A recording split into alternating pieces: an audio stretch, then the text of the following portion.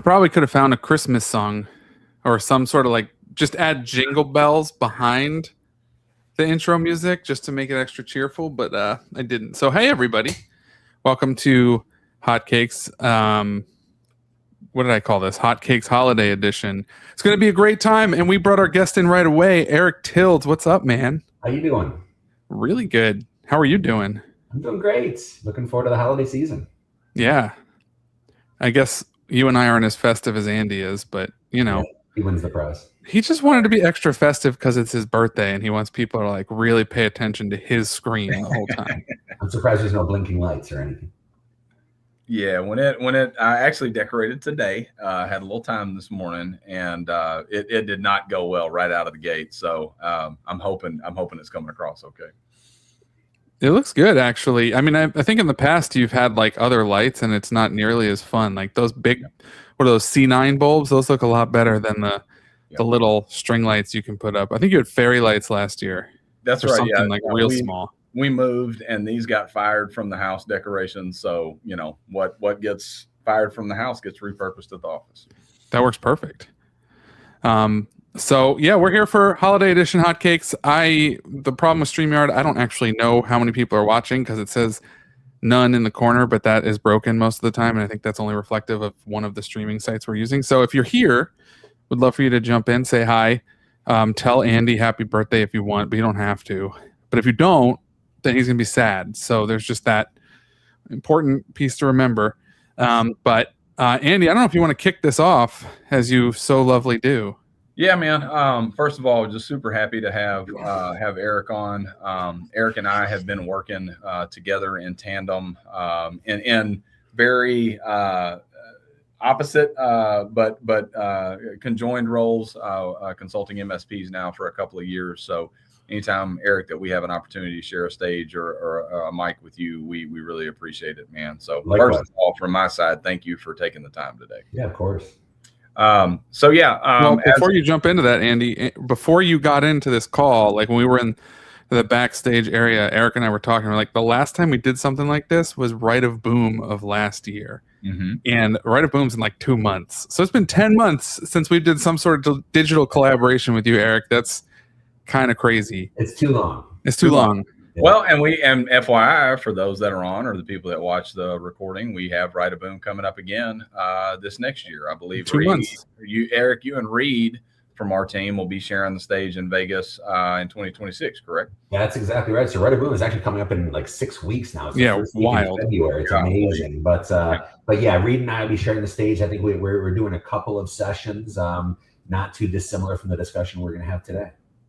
Very good. Very good. Well, we always start with the hot cake. Usually Will does one and I do one, but I don't think this is going to surprise anybody. The hot cake in the cyber insurance industry for the last week to 2 weeks has been the Beasley announcement. And Will, I know we've talked about this internally, high level.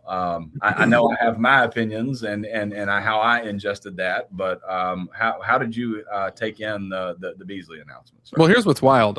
It was end of November that a comment was made that was then interpreted to mean that Beasley was effectively pulling out of the cyber insurance space. I don't know how you would entirely do that, but like in my mind, it was like, okay, what does that mean? Are they just not going to write new business? Are they going to eventually non-renew old business? Like, what are they going to do? Are they just done? Because I mean, both you and Eric, I'm sure, have heard from the MSP space, oh, cyber's not insurable.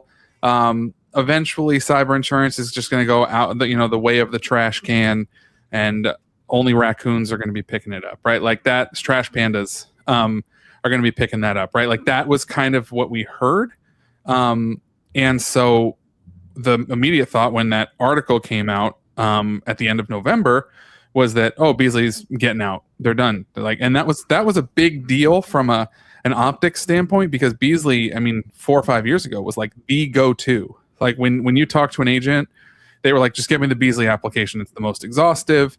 Their ransomware supplemental has all the information I need. So get that filled out and we'll be able to get you something, right? Like a lot of carriers were taking the Beasley app. It was really well known. And then a couple of days later, the narrative shifted and Beasley's CEO went on a call and actually had a conversation or went on a podcast and had a conversation about how it was like, well, we're actually not pulling out of cyber. We're almost like a reevaluation of the risk to better understand the cyber climate today and how they can better insure it. Right. So it's almost like I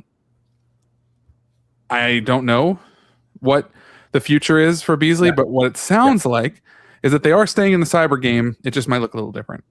Right. And that's, I mean, I think backing out now and kind of letting the dust settle. I think the original announcement was, I mean, man, it was a bomb. I know I had a ton. I had vendors, we had insurers reaching out, we had agents reaching out. So I guess, and we want to shift from Hotcakes into the conversation with Eric today, specifically about what we're talking about. But if you're listening out there and you're an agent, or if you're listening out there and you are, I mean, we've got vendors on the MDR side, partners that have a ton of clients that have Beasley, right? Don't freak out. Don't push the ejecto button, but absolutely pulse check, right? Reach out to your contact there. See what that means proactively for your renewal this year. Is it a price increase? Is it maybe the sector, right? Maybe they're stepping out of healthcare. We don't know. But do not wait until the last couple of weeks before that renewal. Just have a plan, and we'll see how all this stuff plays out. But I think that definitely the team over there kind of came out with some damage control. Like, hold up, guys, hold up. We're not pulling the plug on this thing totally. But then what that did is it introduced a level of ambiguity, and it was like, okay, if you're not doing that, then what are you doing? And so anytime a behemoth like that, somebody that's that large in the space, makes an announcement like that, it causes the winds of change to stir a little bit. What I would say, and my takeaway from this, the Andy Hotcake side of things, is I think it is indicative that we've said, Will, I know on our side, and Eric, I know that you've heard us talk about this, and I know you've seen it from your MSPs and things like that, is that the market is entirely too soft right now. If we look at the scope of what's happening, litigation increasing, the blast radius increasing with ransomware events, BEC, the rise of all that, right now, the market is mirroring 2020, 2021, and we learned some pretty hard lessons during that time, right? So what I would say is a major carrier, if we kind of back out at the macro level and take the focus off of Beasley and just look at what's going on, I think we're starting to see some early indicators that the market is going to harden in 2026 beyond where it's at right now. I'm curious, Eric, from your perspective, why is language important? Why is language important? Not to put you on the spot, but I'm just thinking, like, there was this comment made, and the comment from someone of pretty high status at a company makes a comment, and that comment is blown up. Yeah. Right. Words are important, right? Yeah. Yeah. Whether they're written down or whether it's PR or it's important. Words are important. You'd be surprised how important commas are and semicolons and all the rest. Punctuation matters. Exactly. Depends on what the definition is, right? We definitely don't want to go down that rabbit hole for the children of the 90s. Speaking of the 90s, let's we do this every single episode, right? We always have a video clip, right? Something from our childhood, and I'm going to bring in our Hotcakes clip of the day today. I think most of you Christmas fans and children of the 90s should know where this one's going, but let's get it rolling.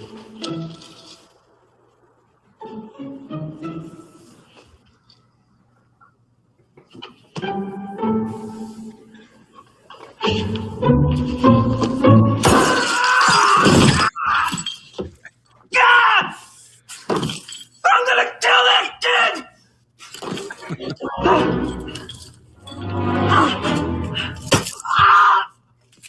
I mean, it just always makes me cringe every time, no matter how many times I watch it. It's like walking on Legos, but worse because it's glass. You ever wonder to take your shit? Why the hell are you dressed like a chicken? Come up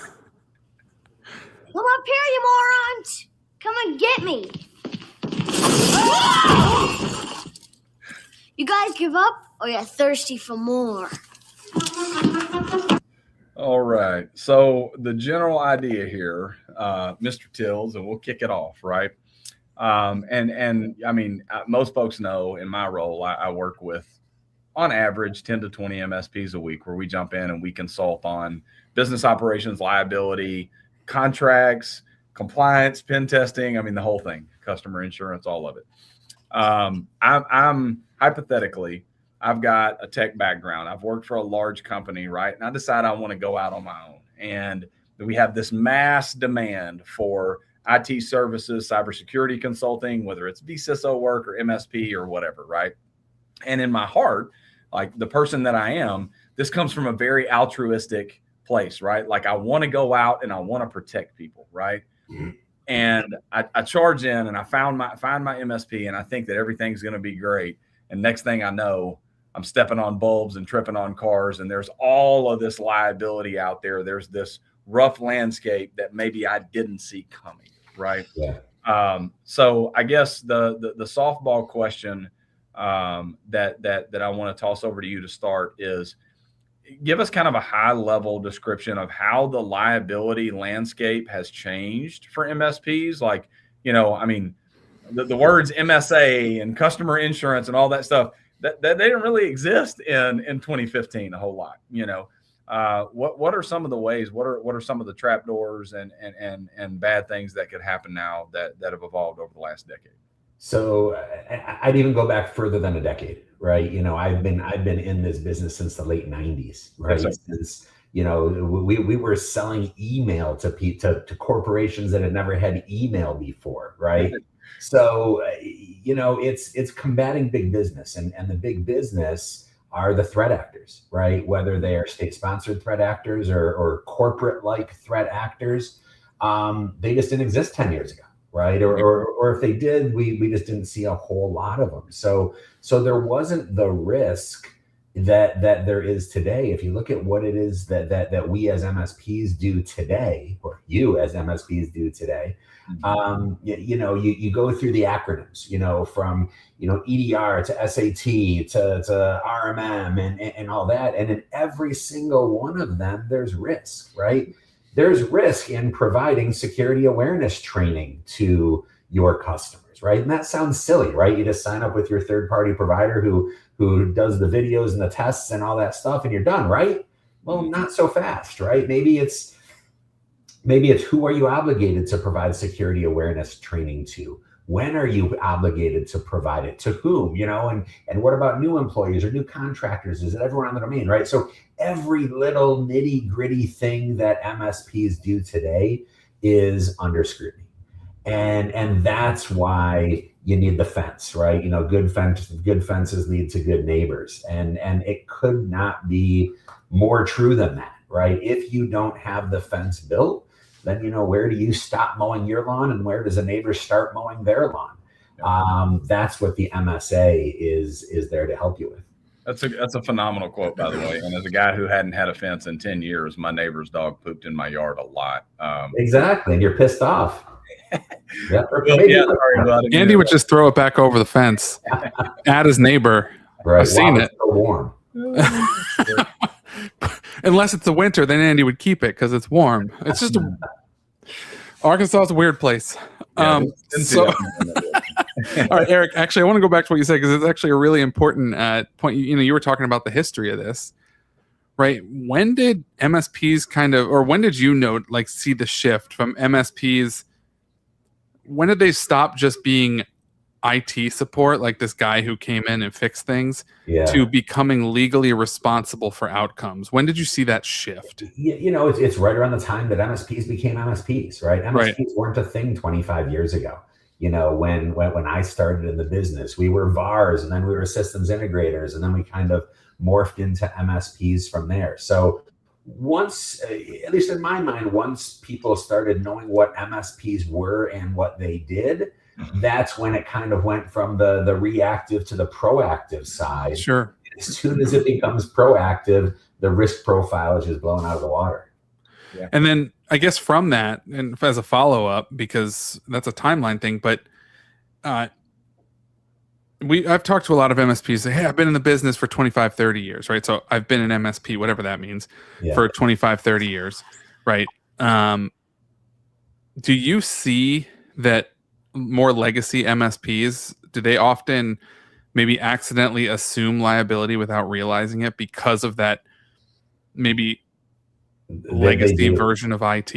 Yeah. In fact, I'll tell you a quick story. So story time. Get your hot cocoa.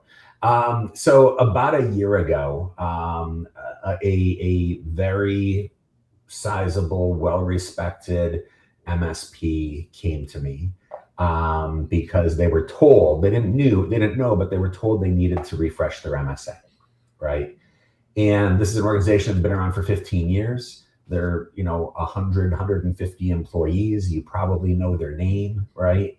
And they came to me with their MSA. And now, mind you, when I get a hold of a new client's MSA on a scale of 1 to 10, it's usually like a 2.5 or a 3, right? They're usually not that good. And we'll talk more about that later. But they came to me and they put in front of me a 4-page MSA, right? That they were sure covered all the bases, right? So I went through the process, and the process is going through and taking a bunch of notes on it. And I went and did that. Didn't even get to the redlining process, but I sat down with them and I said, all right, here's how we can improve your MSA. And there were like 50 or 60 different things that I gave them. And they were so upset with me because I called their baby ugly, right? And they were convinced, because they've been doing this for so long, and I hear this every day, we've never had a problem before. We've never been sued before. We've never had a claim before, right? And, therefore they think that nothing bad will ever happen. And things like that just drive me absolutely crazy. So yeah, I think, Will, to your point, the people who have been in this a little bit longer than others have a harder time adjusting to the change, instead of, jumping on the feet first, from especially younger folks who have never known a world without MSPs in it before. Yeah. And I'll tell you, Eric, from my standpoint, as a guy, I came in 2019. I started working with my first MSP late 2020, early 2021, right? And around COVID and all the changes that were happening, right? At the same time, there was a lot of, FTC safeguard rules came down, a lot of compliance stuff, so a lot of demand for cybersecurity work, vCISO work, things like that. And I'll tell you, for me, and I'm glad that we went to the MSA, because this is something at UConn that we talk about. I specifically talk about daily, multiple times a day, right? If I look back, the only one at this company who can spell MSA, which is crazy, because I'm the only one that lives in the South. That's where poop at their neighbors. Sorry. But anyway, so we when I first started working with MSPs, MSA wasn't even, it wasn't even a thing, wasn't even discussed really. It was kind of a cast aside. I remember sitting with Erin at Berkeley Tech. Shout out to Erin. And she was the first underwriter, or the first company that we heard say that, hey, we consider the MSA heavily. And I was like, oh, why do you do that? So then I just asked questions and I learned from her. Well, the big marker for me on our side, and Eric, you and I have talked about this regularly. I think you probably know where I'm going with this. It was that Mastagni-Holstedt versus Landtech case, right? Yeah. And I mean, you probably know more about the details and everything like that. But essentially, we had an MSP that was sued by a customer who had a ransomware event. Backups had gotten encrypted. So not only did they sue the MSP, but they also sued the vendor that was on the backups, right? And when that sucker hit MSP Reddit, holy cow. And I mean, for those of you that know MSPs, maybe if you're on the insurance side of this, maybe Reddit, you're like, what's Reddit? Reddit is central to the MSP community, right? Reddit is a lovely little place filled with special, happy little people. Oh, man, that's I appreciate you in the holiday spirit, because I just call it a hellscape. But anyway, when that thing hit MSP Reddit, Eric, my conversations, and it really was the impetus and the origin of our relationship, I started getting questions all the time. Man, hey, do I need what about documentation? Do I need to change my T's and C's? Do I need to mention insurance? This customer didn't have insurance, and that's kind of why they sued the MSP. And then I reached out to Reed and I was like, hey, man, I'm getting questions that I'm not super comfortable answering.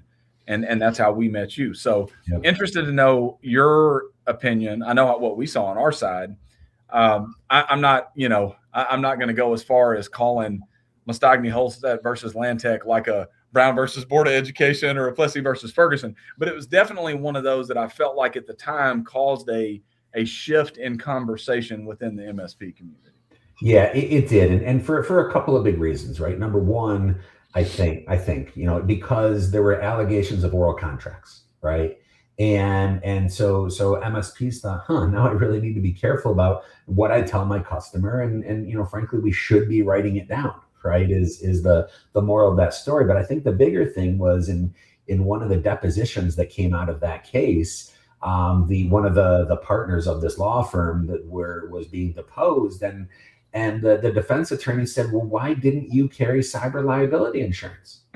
And the guy said, well, I didn't think we needed it. We had Landtech, right? So there you have it. It's a very, very common view amongst the MSP's customers that they're going to protect me from everything, right? I'm safe now. There's nothing bad that can happen, right? And that can't be further from the truth. And I think that concept really resonated with MSPs and really made them hopefully get on the ball with their documentation and with their contracts, and to make sure that in their contracts with their customers, they tell the customer, look, we can't protect you from everything. We're going to try our best, and here's all the stuff we're going to do, but bad things can still happen. Yeah. Eric, do you find that, based on all that we're saying here, have you come in against instances after the fact where an MSP might be on the hook because of something they said rather than something they did? Anecdotally, yes. I haven't been involved myself in things like that, but yeah, it's very, very important. And it comes back to contracts, right? There are things called integration clauses in contracts that say, hey, look, Mr. Customer, nothing I told you before now matters, right? As soon as we sign this contract, everything we talked about goes away, right? And the only thing that matters is our contract. So from that perspective, I deal with it every day. But I haven't been, knock on wood, part of those conversations where it's a he said, she said. Yeah, that makes sense. So you brought something up though that I don't want us to miss, because we kind of glazed over it there, but I want to Will's favorite term here. I want to double click on that real quick, right? That doesn't even make sense. So anyway, can't double click on words, Andy. They're out there in ether. I'm an MSP, right? I've got an MSA. I've got this contract that's been in place. I've been doing business for 15 years, right? It's dusty. It's been around. And then I've decided, I'm gonna get this looked at. I'm gonna update it. Can I, or should I, or both? Right? Is the ability there, and is it best practice to make the statement, my insurance customer is not your insurance, and oh, by the way, I'm going to need you to carry your own cyber liability insurance? Yeah, so it's a good question, and let me get to the answer in just a second. But sure. The more important thing you brought up is that you've got an MSP who's using an MSA that's 4 years old or 6 years old or 15 years old, right? And there's this common misconception that, oh, I have an MSA, therefore I am protected. But, remember what I said a little bit ago, when I get a hold of a new client's MSA, it's usually pretty bad, right? It's usually really low on the scale of 1 to 10. And it's important to think about where your MSA came from and when did it come from there. And I'll give you an example. I was speaking with a longtime client of mine this morning, and they've been a client of mine for 5 years. They're a really, really good, sophisticated MSP. They're 50, 60 employees. And we're kicking off a refresh project on their MSA because frankly, we haven't touched it in about 3 years or so. And, after a little bit of back and forth with them, we decided, you know what, even though it's 3, maybe 3.5 years old, we're going to scrap the whole thing. We're just going to start over on it. And that's how much, and that's how quickly the landscape changes with MSAs. But to your question, do I require my customer to carry cyber liability insurance? Do I make sure that my customer knows that? And again, when I'm negotiating these contracts on behalf of my clients, it comes up with the customers all the time, right? Where the customer says, yeah, you need to carry all this insurance so I can make a claim on it, right? And so the short answer is yes. We definitely want to write into our contracts that that our customers have to carry cyber liability insurance. And the dirty little secret, though, is that, and I'll deny ever telling you guys this, but I don't really care if the customers have cyber liability insurance, right? Sure. I just want them to be contractually required to carry it. There you go. And I want them to be contractually required to carry it for a couple of reasons, right? Number one, because, well, first, I'm hoping they're going to read the MSA. Most customers don't, but I'm hoping that they will. And then they're going to see this requirement for cyber liability insurance. And then if they have cyber liability insurance, then great, no harm, no foul, right? But if they don't, they're going to have to come to me as their MSP and say, hey, Mr. MSP, I don't have cyber liability insurance. Right. And the conversation always goes one of two different ways. Either A, I don't have cyber liability insurance because I can't get it. And that's why I'm coming to you, Mr. Customer, to get me up to some minimum insurability standard so that I can go out to the market and get cyber, right? I have zero heartburn over customers who tell the MSP that, right? We'll write into the contract, you'll get cyber in the next 30 days, 60 days, 90 days, whatever, once we get you there, right? Put that aside. The other path that conversation could go down is the customer telling the MSP, I don't have cyber, I don't want cyber, cyber's too expensive. And then there's the land tech response. Why do I need cyber if I have you? Got you. Yep. Right. Yep. Those customers scare the crap out of me. Yeah. Right? And then you as an MSP have a decision to make. Right. Do you want to take on this customer who doesn't take their cyber liability or their cybersecurity posture seriously? Do you want to charge them more? You can talk about waivers and all sorts of other stuff. But that's why I like writing it into the contract, is to drive the conversation. It's not to make sure they're carrying insurance. It's to drive the conversation so we can gauge how serious the customer is about cybersecurity. Yeah, I've never, sorry, well, I didn't mean to interrupt there, but yeah, I've never really thought about it as like a way to kind of gauge on the front end without being, without, look at, too far under the hood or being too accusatory. Yeah. It's a way to gauge the type of customer you're bringing on board. Anyway, exactly. What were you going to say there? There's another piece to it too, is, if you're an MSP listening in, requiring your clients to carry cyber does not equal insurance for you, right? Like that's not the point. You can't step into their shoes either. Exactly. So when I look at that, right, my thought process goes to, okay, wait a minute. There's a couple of layers here. I'm requiring you to carry cyber because I am acknowledging, and I'm hoping you acknowledge this by signing this contract, that I cannot guarantee you will not suffer a cyber attack. Right? It's just, no one can 100% guarantee that won't happen, right? So I, as your MSP, I desire you to carry cyber, one, because if you undergo a cyber attack, it's going to help you recover from it. I mean, ultimately, in my mind, it drives the conversation like you're saying, but at the end of the day, I mean, the cyber insurance doesn't necessarily protect the MSP other than maybe, okay, hey, that MSP helped me get cyber insurance and now I'm recovering from a cyber attack and I'm not in immense amount of pain, so maybe a lawsuit gets stopped, right? Like, it could be that. But it's just that recognition, like, hey, look, you're entering into this agreement with me, but recognize I cannot 100% protect you, so it's important that you go and get this cyber insurance policy. Yeah. But then you have to take it one step further, right? So in the eventuality that there is a cyber incident, right? And now, okay, great, my customer is insured. Fantastic, right? Now you got to convince the customer to make the claim, right? And I will tell you, in 90% of incidents I've been involved in personally, it is like twisting arms to try to get the customer to file a claim. They don't want to file a claim. They think like with your auto insurance, your premiums are going to double and all that stuff. What they don't realize is that the sooner you do it, the sooner you get forensics and the sooner you get breach coaches in is all better for them. Yeah. And that's why you have insurance. I got a question here from an MSP, Bill Frank. Hey, Bill, how you doing, man? As an MSP, can I ask to read the client's cyber insurance policy? You could, but I wouldn't. No, you don't want to touch the client's cyber insurance policy. You don't even want to ask them for proof of insurance, because then as soon as you ask them for proof of insurance, then you got to keep up with it year after year after year. You just want to contractually require them to do it. If you start reading into their insurance policy, now you're kind of acting as their broker. And unless you are a broker, and you probably aren't, then you don't want to touch that with a 10-foot pole. You're going to run, you could potentially run into liability yourself by simply reading it and maybe advising the customer on it. Call Will, call Andy, call someone who knows about insurance. And go to yukon.com, follow the QR code in the top corner, and you can find a partner who will work with your MSP to make sure that those policies are where they need to be, so that you don't take that liability on yourself. All right, pitch done. Thanks, Eric. Good job. Yeah, it's a great time to discuss something that we go over every week, though, Eric. And it's a great question by Bill here. Is like, where is that line, right? Yeah. I've required contractually, right, that my folks carry cyber insurance, right?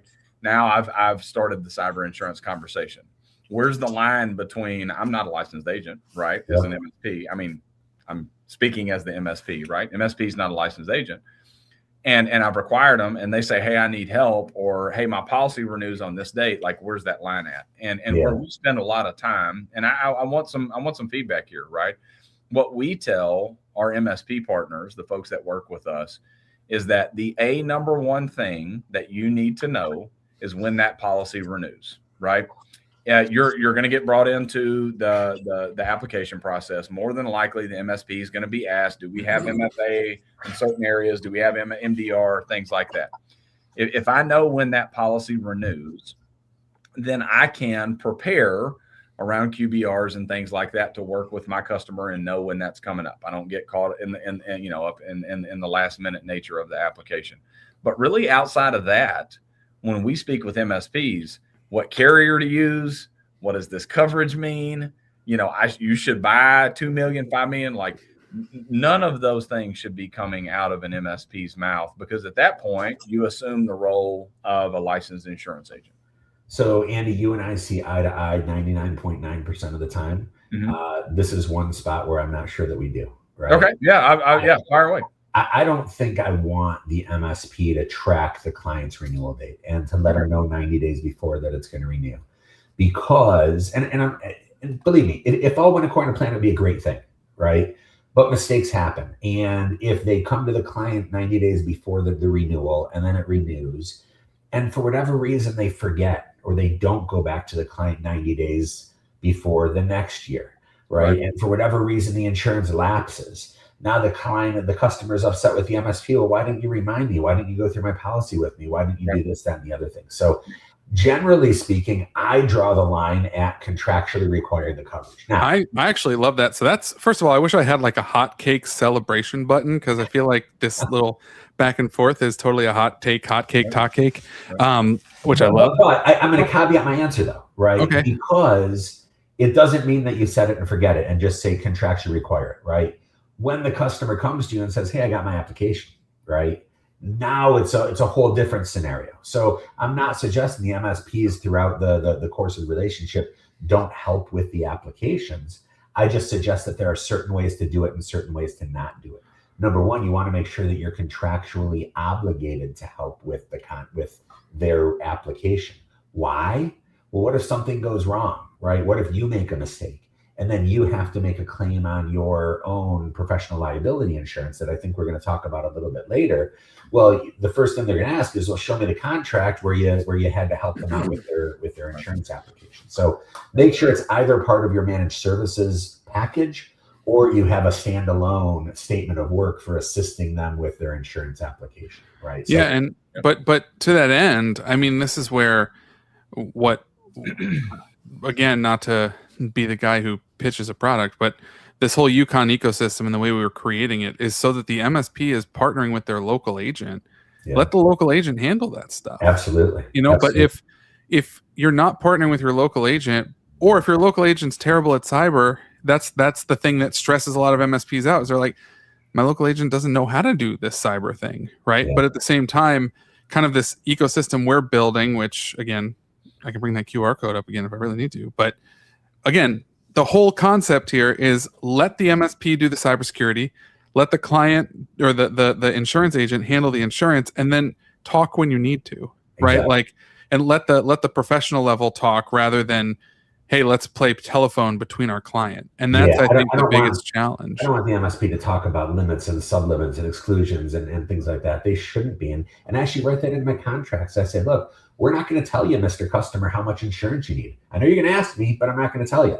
You need to go talk to your broker, and that becomes a conversation between you and your broker. Yeah. And that risk quantification piece is something that's tough for everybody. Yeah, no doubt. Luckily now, I mean, we're far enough out from COVID and the massive claims and everything that we do have better data. There are a couple of third-party vendors that do this. We do this, you know, and there's a couple different ways to skin the cat. You look at it from, you know, like revenue, you look at it from number of how much PII is available, things like that. You can calculate like a mass number. But then there's also too, you can look at the claim side, right? Which is what we do and say, hey, in your sector, at your revenue, if you go down for this amount, this is kind of what claims have looked like. So we can get a lot closer, and that's kind of where we're at in the industry, and where I would say MSP, don't charge down this road on your own. Bring in an insurance advisor, right? Absolutely. And say, you know, hey, you've got $1 million. Go talk to the Yukon guys, and then we come in and we go, hey guys, you're $100 million manufacturer. You know, let's look at how claims have looked in your sector over the last 5 years at that revenue. We can't tell you exactly what it's going to look like, but your peers are buying $5 million. You know, and the reason your peers are buying $5 million, and we see a disjoint in the data that claims are coming in here, right? Claims are being paid, right? Like we don't see a lot of denials internally at Yukon. We don't see claim denials very often, knock on wood, right? But claims are here, and insurance levels are here, and they're 100% across the industry. There's a gap between average loss potential and what people are displacing through insurance. 100%. So I guess I have a slightly different question that circles a little bit to insurance, but what's your interaction with kind of the insurance scene look like, Eric? Like from a lawyer perspective, should cyber lawyers be connecting with insurance agents over this stuff? Is there education for insurance agents in your mind that maybe they should know when it comes to cyber and MSPs and how that whole world works? There should be. I don't know if there is, but there definitely should be. Yeah, and frankly, as lawyers, you know, I reach out to Andy all the time with insurance questions. Right, I certainly don't know all there is to know about insurance and cyber and how it relates. And you know, I love that I have an Ask the Expert on speed dial when I come across. Glad he gets back to you because he leaves me hanging most of the time. Just kidding. And he responds within 3 seconds, always. Yeah, I'm attached to my phone to a call. I mean, That's right. You know better than that. Yeah. So there's always opportunities for cross training, and then that doesn't even take into account, you know, the post security incident side, dealing with the insurance companies in real time in the event of a breach, and that's when I bring in the legal experts as well. You know, the breach coaches, the breach attorneys who deal with that stuff all day, every day. I tend to stay on the left of boom side and try to prevent things like that. But when it happens, you got to bring in the experts. Yeah. So, and we're kind of bringing the plane in for a landing here. But one thing I do want to touch on, one more question here, and then want to give you the opportunity to kind of state, you know, the work that you do and who your best customers look like. But on MSP insurance, let's real quick, because I've got, and this is for agents and MSPs. I've visited this week with 3 different agents nationwide that really want to attach themselves to MSPs moving forward. Like they've chosen that as a bucket that they want to chase, right? MSP E&O insurance, right? Yeah. I know you and I get to kind of toss them back and forth over the fence pretty regularly. On my end, what I see quite often is I'll see MSPs that have cyber and they think that they're good, but they don't have professional liability or E&O.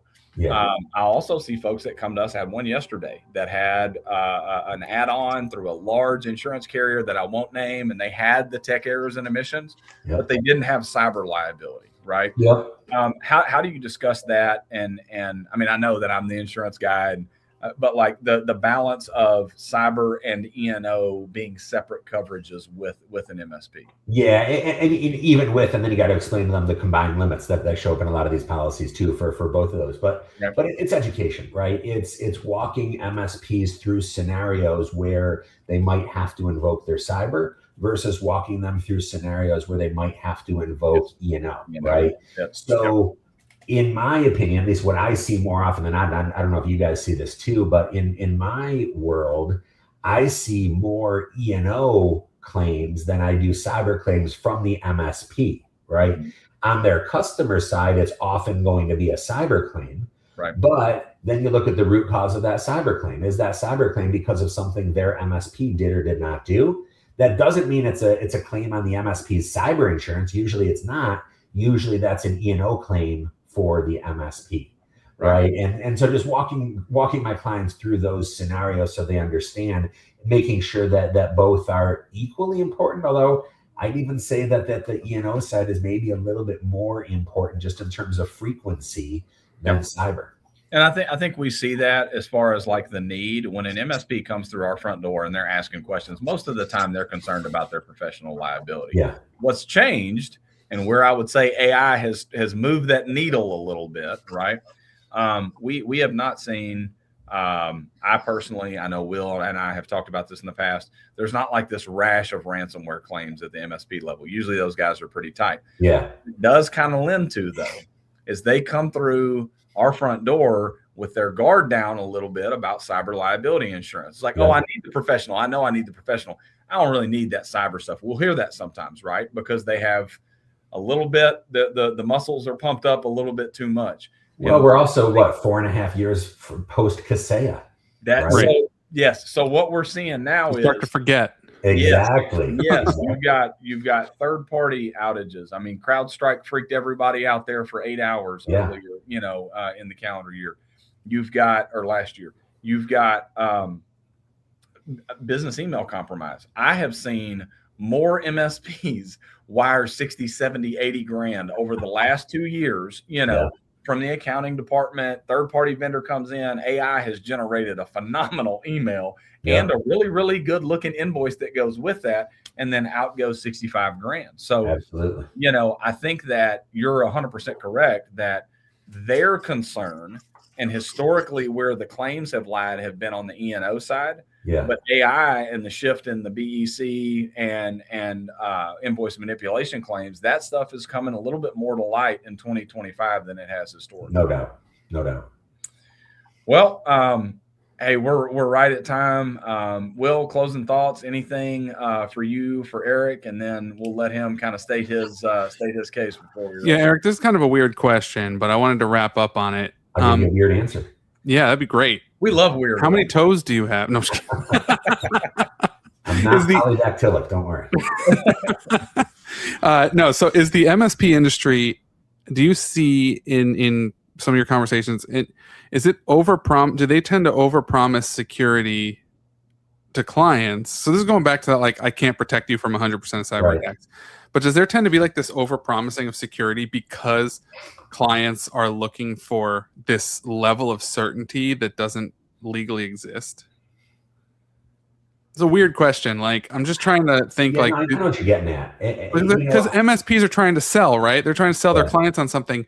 Could they put their foot in their mouth because they're overpromising some type of security because they're trying to provide like that leverage to the client? I think that if you look at the averages, I think that there's an overpromising of not just security, but everything the MSP has to offer. And here's how I see it, right? MSPs are usually pretty good about telling their customers, I'm going to provide RMM and EDR and security awareness training, manage backup, and give them a bullet pointed list of everything they do, right? Sure. Unfortunately, the vast majority of MSPs stop there, right? And they say, here's all that you're getting, without really describing what it is that they're getting. And when I talk to them about that, what they all tell me is that, well, I just figure that if I'm vague, then I'm not going to be on the hook for anything. And I have to explain to them that actually the opposite is true, is that when you're vague, it's not that you're not on the hook for anything, it's that you're on the hook for everything. So I coach my clients to say, okay, look, take patch management, right? Yes, we're going to manage your patches, right? And we're going to manage it according to industry standards, but do you tell them when you do it and how often you do it, and that the device has to be powered on and connected to the network and rebooted afterwards and all that stuff in order to accept the patch, right? And do you really publish your patching policy instead of just saying we manage your patches? Because I see MSPs get in trouble when they just say we're going to manage your patches or we're going to manage your security. We do the thing. Your environment safe, instead of really getting into the nitty gritty, telling the customers what they are really buying. Yeah, that's awesome. So tell me about your clients, Eric. Tell us about what you do. Tell everybody listening. Yeah, I appreciate that. Thank you. So I've been practicing law for about 27 years. 26 of them have been exclusively for technology companies. 13 of those 26 years was actually my own technology company.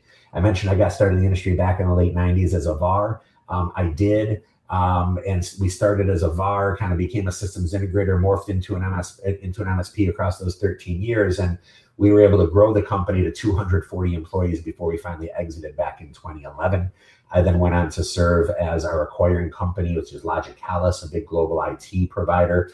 I served as their general counsel for almost 8.5 years before going on my own. So today, my firm represents about 500 MSPs, MSSPs around the world. And we always start with reviewing your MSAs, right? Reviewing your MSA, reviewing all your customer contracts, and then taking a look at your vendor agreements, employment agreements, anything you can sign your name to, we can generally help you with. Yeah. And big thank you from our side of the fence, because I know for me personally, as I got drug into this, what now lives and breathes as the MSP risk management spectrum for UConn, as that was building itself out organically. Man, I was getting drug into some waters that I was not comfortable sailing in. So you've been a lifeline for me to be able to say, hey, hold on, that's the end of my rope. I'm going to send you over to Eric. He's going to tell you what you can say, what you can't say. So I appreciate you serving that role and doing that, for free for our customers. And it's been my pleasure. Before we run, tell everybody where they can find you. If somebody watches this, if an MSP watches it, or maybe we've got an agent that insures an MSP and they want to help with their MSA, where can they find you? Yeah, so I don't advertise. I don't even have a website. All of my business is word of mouth. My email address is eric@tilds.com. It's just my first name at my last name.com. Or find me on LinkedIn. I'm there. You can't miss it. Eric@tilds.com. Yeah. That's awesome. I've had the Tilds domain since 1997. Like that? Yeah, exactly. Eric@tilds.com. Man, like you ought to get some type of award for being like super forward thinking on that. That's I know. I love it. And then there's also a funky LinkedIn, Eric Tilds 514-8552. That's my social security number in case anyone forgets. You have a short social security number. That's actually his personal cell phone line. You just don't know the area code. That's the secret. That's right. Well, Eric, thanks so much, man. It's always a pleasure having you on. And we're going to see you at Right a Boom. I'm pretty sure Andy and I are going. Andy, I don't know if you know this, but I think you're going. I am. I don't know. Thanks. That's all right. I found out. Go ahead. I don't know if your listeners would want a discount code for Right a Boom. Oh. Yeah. It's Eric Tilds VIP, all caps. And that'll get you $100 off of registration. Oh, nice. Oh, Eric Tilds. I think I wrote this right. Eric Tilds VIP, all caps. That's right. Yep. There you go. Use that code. Sign up for Right a Boom. Get you $100 off. Eric, this has been awesome, man. Really appreciate you jumping in here. Always a good time. And we're excited to see you soon in person. See you first week in February. All right. All right. Thanks, guys. Catch you all later. All right. Bye-bye.